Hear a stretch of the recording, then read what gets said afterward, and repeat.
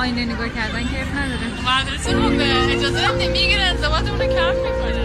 آره دیگه بعد آینه نگاه ببینم چیه بیا. آینه خب چرا قایم کردی؟ چرا؟ میگم بعد مثلا آینه خودمون دوستشم پسر بودم. اصلا از دختر بودن متنفرم. وقتی آزادی کشورهای دیگر می‌بینیم خب ما هم دلمون میخواد داشته باشیم. مگه ما چیمون از ما کمتره؟